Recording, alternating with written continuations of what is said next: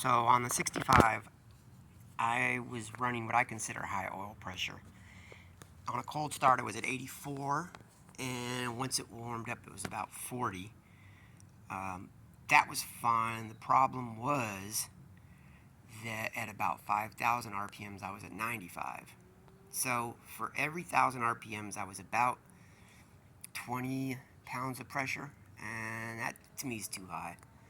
So I was running a Milling 68 HV for the 302, the high volume pump. I contacted Milling and Canton. Scotty from Canton Oil Pens was a huge help.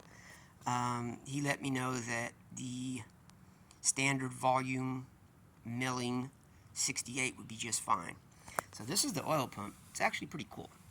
This comes out, and then you have this diamond here where the pickup sits, and then you've got these trapdoor baffles.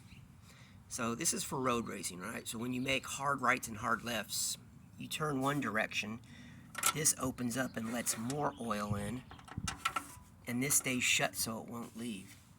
Because I'm changing volumes on the pump and I don't road race it and I don't stop fast, drum brakes and all, I think I'm going to remove these two front ones to let the oil freely come in, especially when I accelerate, but I'll leave the back two on. So when I accelerate hard, it hits that and just piles up in here.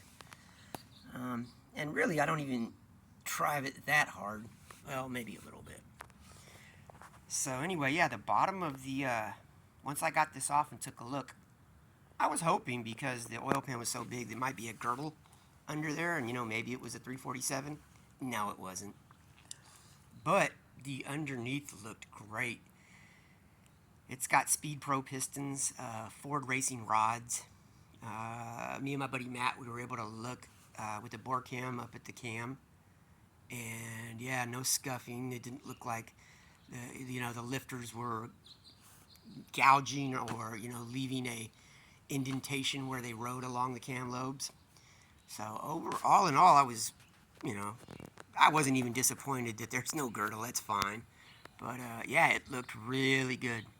And now, if the oil pressure becomes 10 psi for every 1,000 RPM, it's not going to eat away at me like it was. I'm a hypochondriac when it comes to vehicles. So yeah, that the oil pressure was just too high. So hopefully I get this all put back together and put back in the car.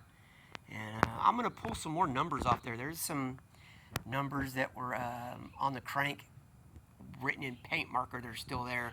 I'm going to write down everything I can before I put it back together. And maybe I'll have an update of exactly what was done to the mystery 302.